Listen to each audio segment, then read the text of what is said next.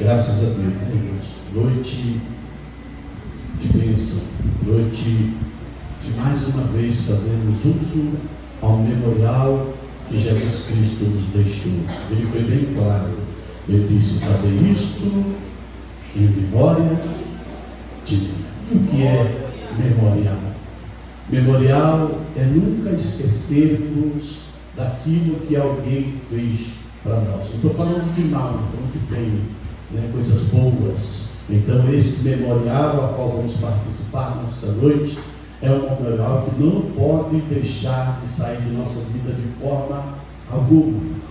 A Bíblia é bem clara, ela diz que aquele que não participa do corpo e do sangue do Senhor não tem parte com ele. Amém? Eu vou ser bem breve, não vou tomar muito tempo não. Amém? Irmã Elias, né? Deixa Deus te usar essa guitarra, se quiser solar um fundo aí, querido. Deixa Deus trabalhar no seu coração. Amém? Glória a Deus. Livro de Ezequiel, capítulo 37. Eu garanto aos irmãos que não vou ser enfadonho. Rapidinho nós vamos. Glória a Deus. Nossa igreja está em reforma. E eu falei, pastor, hoje eu vou lá cear com vocês. E estamos aqui para a glória de Jesus Cristo. Livro do profeta Ezequiel, capítulo 37. Glória a Deus. O primeiro versículo vai dizer assim: e veio sobre mim a mão do Senhor, e o Senhor me levou em espírito e me pôs no meio de um vale que estava cheio de ossos, e me fez andar ao redor deles, e eis que eram muito numerosos sobre a face do vale, e estavam sequíssimos. E me disse: filho do homem, poderão esses ossos viver? E eu disse: Senhor Jeová do céu. Se assentar, glorificando Deus.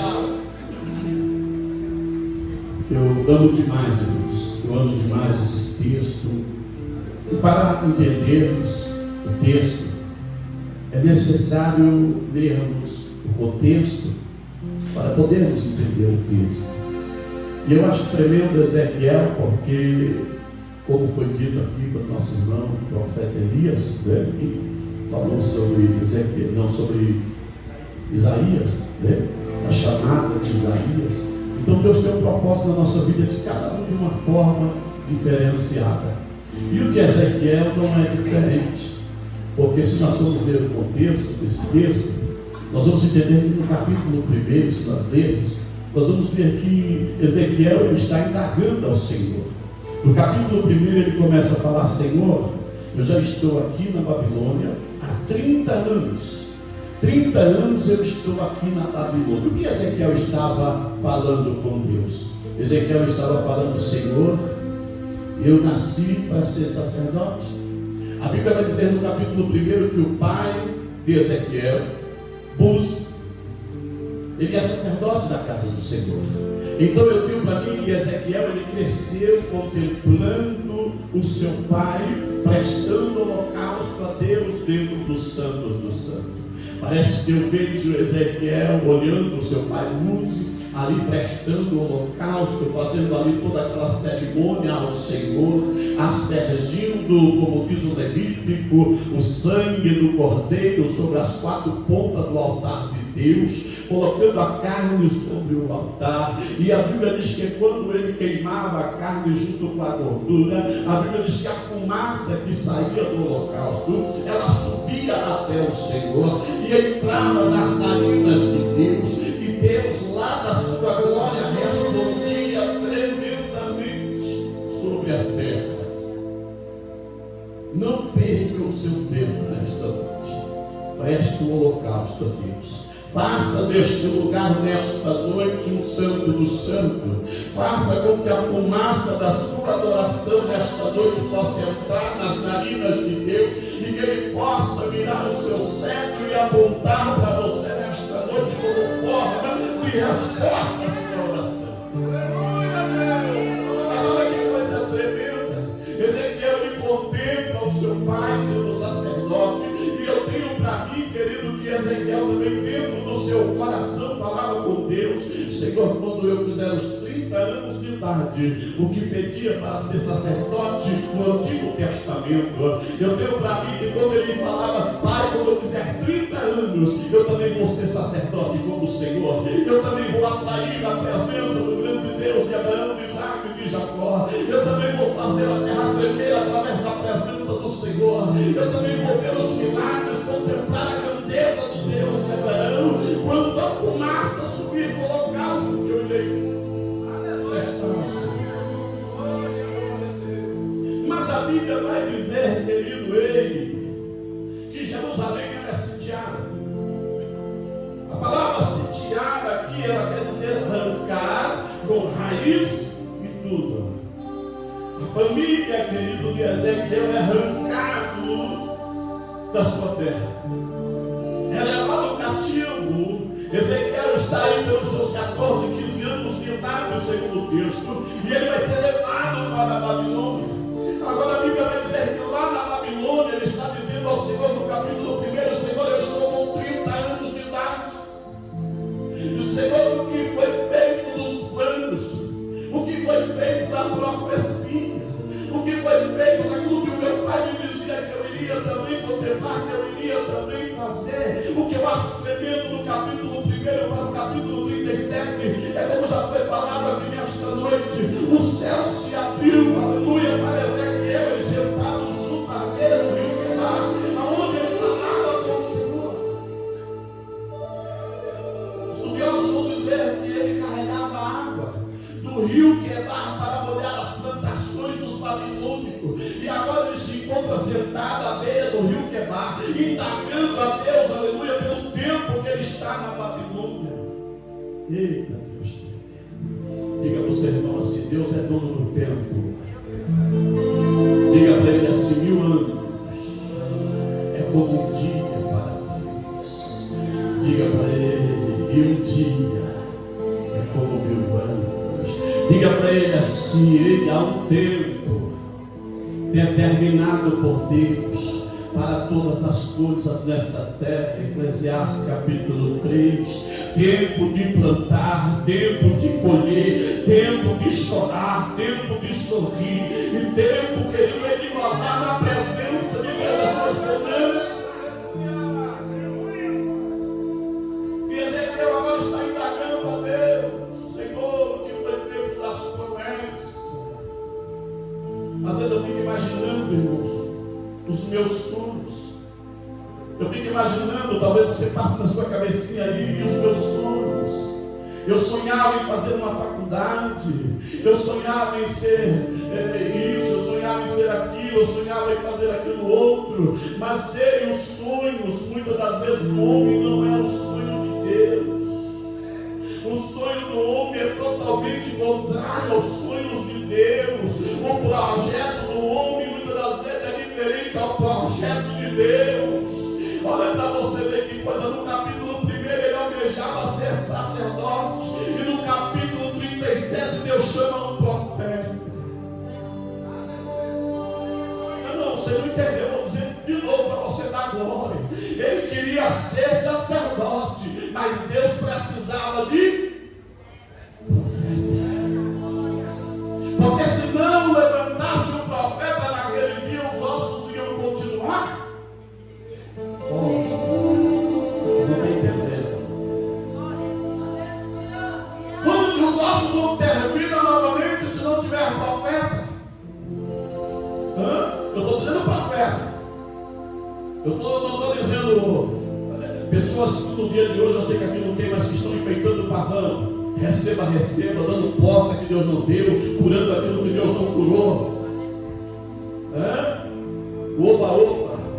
Os nossos públicos hoje estão repletos de oba, oba. Receba, aí os irmãos pula, chora, grita. Receba, Deus está te dando, Deus está abrindo a porta, Deus está fazendo isso, Deus está fazendo aquilo. Esse nosso pecado.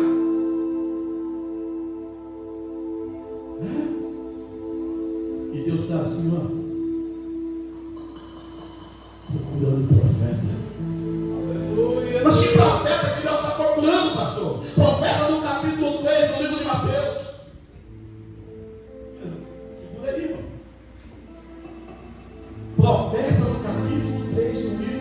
Jesus. Sabe quem era o profeta de Mateus capítulo 3?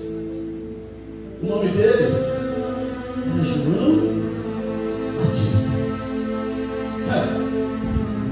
João Batista não se preocupava se ia ter microfone, se ia ter loma em cima para enfeitar. Não, ele não se preocupava se tinha retorno, se não tinha retorno, se tinha guitarra. Não, ele só preocupava. Ele preocupava em pregar o Evangelho. É desse profeta que eu estou dizendo que está faltando nos últimos dias. É o profeta que ainda diz: raça de víbora,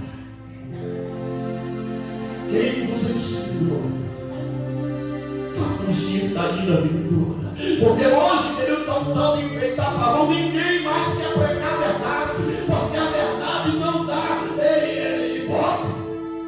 A verdade não dá voto estampada em Facebook. A verdade não dá foto estampada, querido, em faixas. Ninguém quer saber mais da verdade. E é a verdade que cura, é a verdade que liberta. Conhecereis a verdade e ela vos libertará.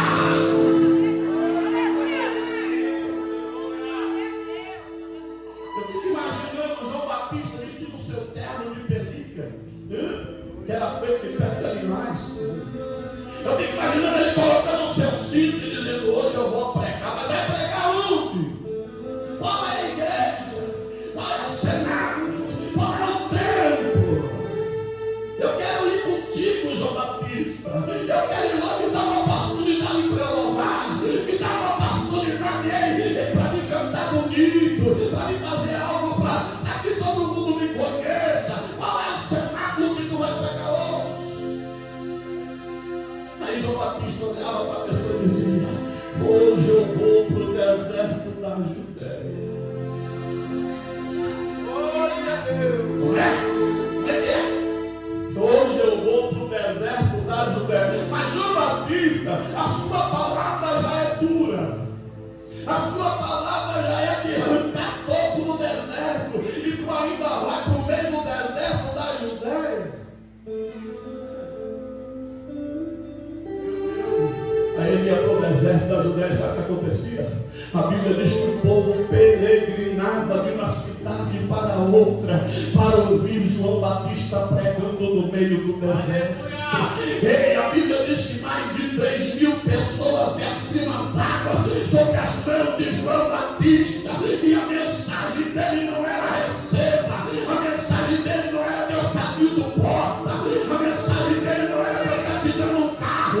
A mensagem dele não é Deus vai te colocar por cima e os outros vai ficar por baixo.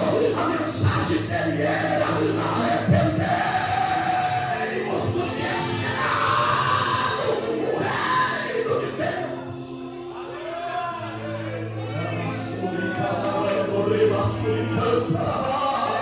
Ei, o que vai salvar o homem, o que vai salvar a mulher é o arrependimento.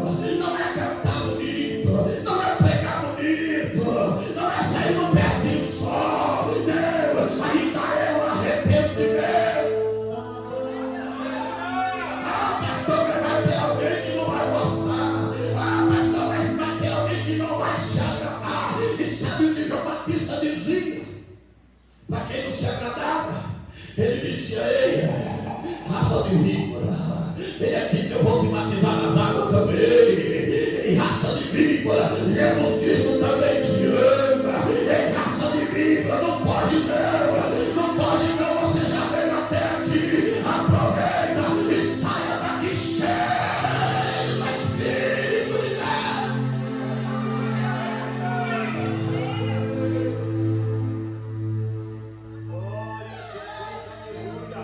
Olha que coisa tremenda. Esse era o profeta que Deus queria. Deus não queria profeta do oba-oba. Deus não queria ninguém que viesse enfeitar pavão, irmão Santos. Deus queria alguém que tivesse disposição para ir até o Padre. Deus queria alguém que tivesse disposição para ir até um lugar, um cemitério de mal de osso seco. Tem um amigo. Vamos bater outro lá. Deus está procurando profetas Ainda tem lugares de ossos secos. Ainda tem pessoas precisando ouvir a minha e a tua palavra. Ainda tem pessoas que estão aí à espera de um abraço, à espera de um aperto de mão. Ainda tem pessoas que estão à espera de dizer: ei, receba que Jesus te ama, receba a salvação, receba a libertação, receba a fé.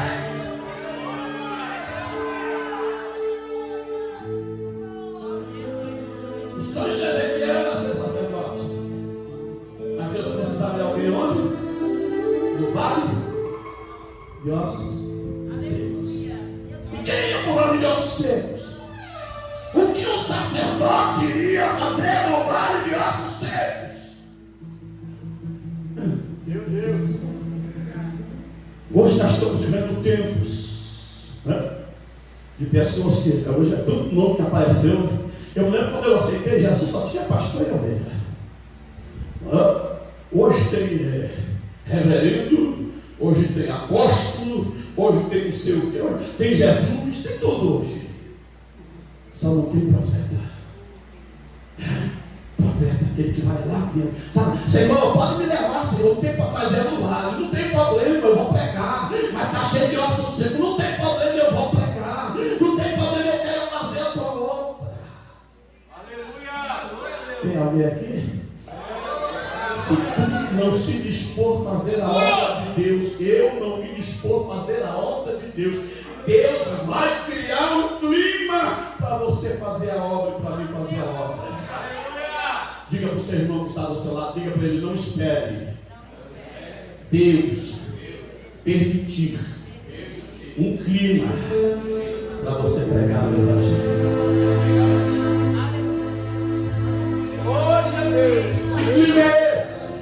É o clima de tirar você dos seus sonhos.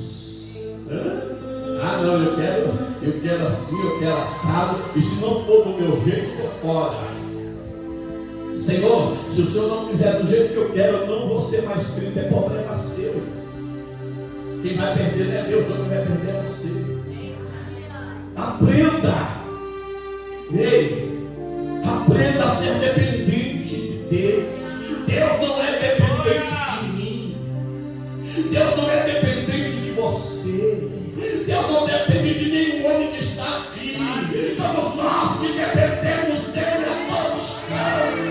Sem ele eu não respiro, sem ele eu não ando, sem ele eu não como, sem ele eu não trabalho, sem ele não me der força, nada eu passo nesta terra. Eu preciso deixar os meus sonhos para viver os sonhos de Deus. E o sonho de Deus não é aqui nessa terra para a tua vida, esqueça isso. Os projetos de Deus, o que Deus já fez, já rascunhou, já registrou para mim e para você, não é aqui. Aleluia! Ah, pastor, ele vai me pagar. Acho que ele vai te pagar. Ninguém trabalha de graça para Deus, não. Jesus foi bem claro. Eu vou lá, fique em paz aí, faz uma obra aí. Mas só vai, eu vou lá preparar um lugarzinho para tu também. E aonde eu tiver, eu te garanto, tu vai estar comigo. Olha o pagamento que ele vai dar para mim e para você. Não espera dessa terra, não. Mas aonde eu vou morar? Eu vou lá no lugar comigo. Aonde? Aonde os muros são de pedras preciosas. As ruas são pedras pretas. E no meio da praça tem um lago onde ele sai debaixo do trono do Senhor, é onde nós vamos saciar a nossa sede. Ali não haverá dor, ali não haverá mal, ali, querido, ninguém vai desprezar ninguém, ali ninguém vai passar por cima de ninguém, ali não vai ter ninguém melhor do que ninguém, ali só vai ter servo, ali só vai ter serva, ali só vai dizer santo, santo. E a Bíblia diz que ele vai caminhar no nosso meio, e quando nós estaremos adorando a ele, e nós vamos ver, a Bíblia diz como ele é. Eu fico imaginando Jesus passando, pastor Antônio de Moura, e nós adorando a ele, e nós olhando para ele com seus cabelos brancos como pura lã, com seus olhos planejando como duas chamas de fogo, com seus pés como latão polido, caminhando para cá.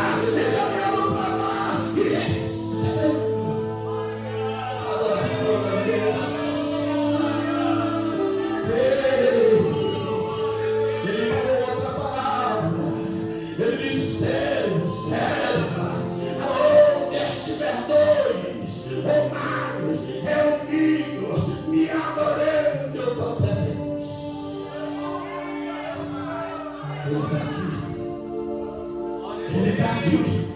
Ele conhece o teu coração.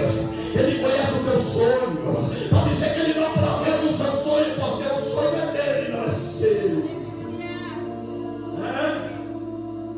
Eu fico imaginando se os sonhos de José fossem dele.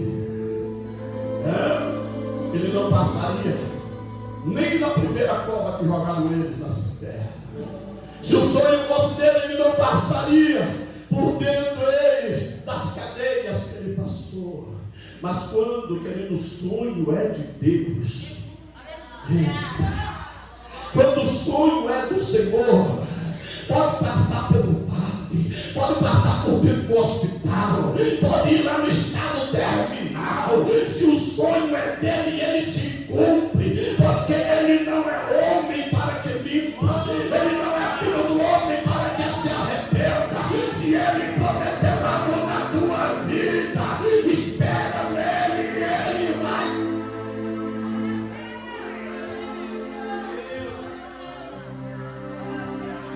Olha que coisa. Deus precisa de profeta. Deus não precisa de animador, de matéria. E Ele vai nos levar aonde Ele quer, não aonde eu quero.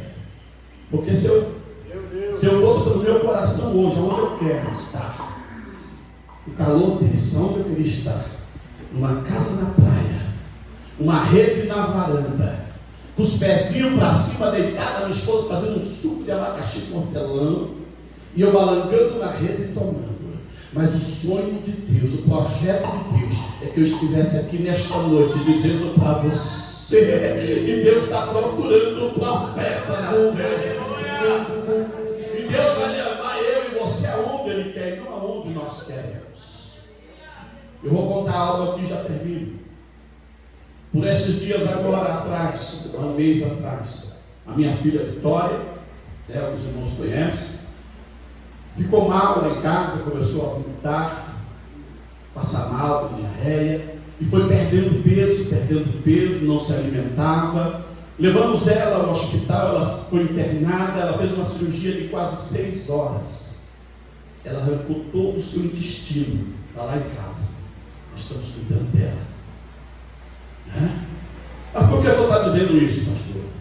Porque eu me desloquei da minha casa, eu me desloquei da minha vida, eu parei trabalho, eu parei tudo e fiquei lá 24 horas por dia na UTI com a minha filha. E eu dizia, eu só saio daqui com a minha filha. E quando eu entrei ali naquela UTI, porque era de menor, eu tive que ficar com ela dentro da UTI. Eu comecei a olhar, querido, que ao meu redor estava como um vale de ossos secos. Pessoas entubadas, pessoas ali desenganadas pela medicina, pessoas ali querendo no respiratório, esperando só o momento de partir. E eu comecei a entender. Quando deu 3 horas e 40 minutos da madrugada, eu comecei a orar a Deus. Eu comecei a clamar ao Senhor. Ei, o que é necessário Deus fazer para me levar no vale de osso seco? O que é necessário Deus fazer com você para levar você, aqueles que estão esperando ouvir uma palavra?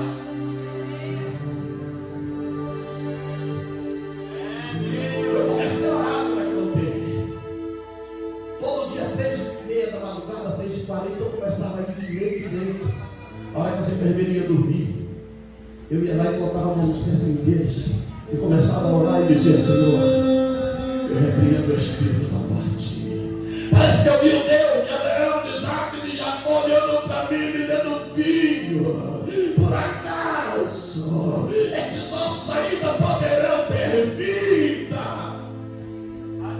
E eu olhando para aquelas pessoas no estado de estado, parece que eu dizia para Deus, Senhor, sopra. E uma certa madrugada, uma moça com o nome de Bruna, 24 anos ali, desenganada pela medicina, grávida, estava ali. E o Senhor, ela estava bem de frente da onde a minha filha estava. na UTI, desenganada pela medicina. Eu comecei a orar por ela, eu comecei a ir. Era uma moça, se vocês entraram no meu Facebook, que moça linda, que moça linda. Mas quando eu olhava para ela naquele leito, ali foi-se tudo, a vaidade, a maquiagem, o brilho, tudo sumiu ali. E ali só tinha Deus olhando para aquela vida. E eu comecei a orar por ela, e numa dessas madrugadas, ela ergueu o seu braço, ela mexeu a cabeça. Eu chamei os médicos, eles vieram correndo, as enfermeiras, começaram a pôr o negócio no pé dela, tocar o pé dela, para ver se ela estava respondendo alguma coisa.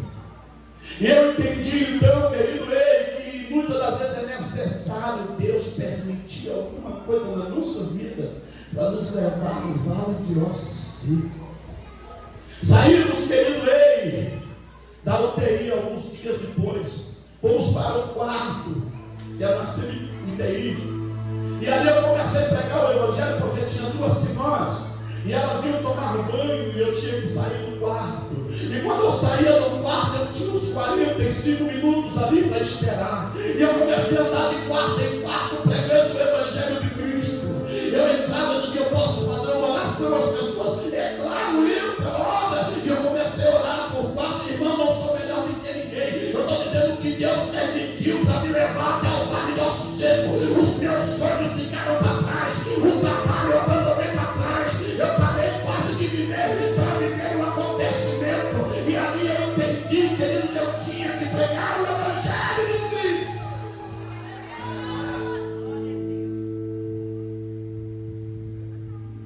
Algumas semanas atrás, minha filha saiu do hospital, está em casa agora. E quando nós estávamos em casa, como eu ficava na UTI, e só tinha minha filha de menor lá, as demais pessoas não podiam ficar acompanhadas. Eu comecei a tomar conta de todos eles orando ali. E a família desta moça, eu postei o nome dela no Facebook da igreja, pedindo oração para os irmãos. Irmãos, olhem por esta moça, ela está desenganada. Me ajude em oração de madrugada. E eu comecei a postar ali, então a família dela viu e entrou em contato comigo, me ligaram, me procuraram e falou, me ajuda lá, nós não temos como entrar lá, não sabemos notícia dela. E eu falei para a família dela, Deus está trabalhando, aí está a vida no vale de osso seco. Se tiver profeta para ir no vale de osso seco, Deus traz vida de novo. Aí quando foi essa semana agora, o pai dela, Rogério Nagado, acho que alguém já conhece. Rogério Nagado, alguém conhece, fazia programação na rádio. Ele me ligou e ele disse, pastor, a minha filha abriu os olhos, está reconhecendo as pessoas, e o médico disse que ela está voltando. O que é necessário Deus fazer para que saímos do nosso aconchego? Sacerdote queria ficar entre quatro paredes.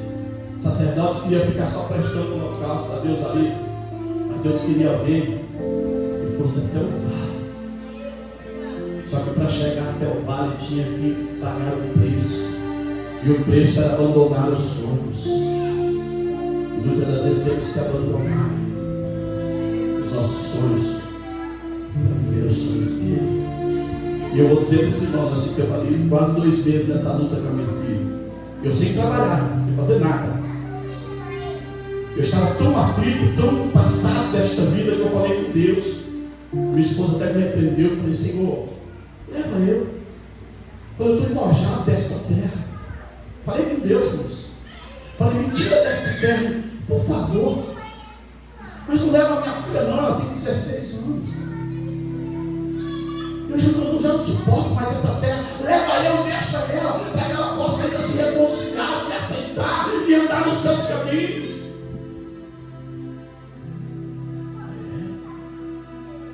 E eu vou dizer para os irmãos, pastores, amigos, de longe, de perto, me ligaram. Pastor Raul, como é que está? Estamos na luta, estamos na batalha, estamos na guerra. Olha comigo. E ele dizia, pastor, estou enviando um pix aí de 200.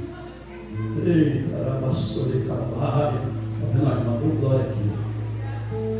Se você for para o deserto, se você for para o vale, Se você for para o meio dos vossos seios, pregar a palavra, Deus não vai deixar você passar vergonha. Ele não vai. Vou cortar minha luz, ele não vai deixar. Vou cortar minha água, ele não vai permitir. Glória a Deus! Aí o outro não ligava, pastor, estou mandando 150. Pastor, ajuda, eu estou sabendo que o senhor está na guerra. Pastor, estou mandando aí R$1.000 para dar uma força. E até aqui o Senhor nos ajudou e vai continuar nos ajudando se nós nos dispusermos a pregar a sua palavra como ela. Eu vou só até que Deus abençoe os irmãos.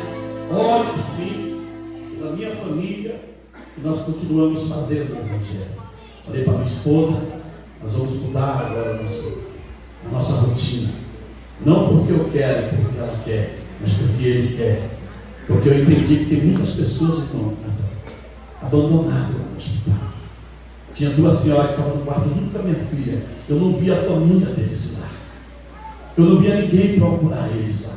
Tanto é que ela me adotou, uma senhorinha, coisa assim o nome dela, e ela dizia: seu Aldo, pega água para mim, seu Aldo. E era assim, seu Aldo toda hora. E eu falei: meu Deus, cadê a família desse povo? Mas Deus vai levantar profeta para ir lá. Deus vai te levantar para ir lá. Eu falei para minha esposa: agora nós vamos trabalhar nos hospitais, pregando o Evangelho, levando a boa palavra, a palavra que traz cura, que traz vida. E vida, quem pode aplaudir?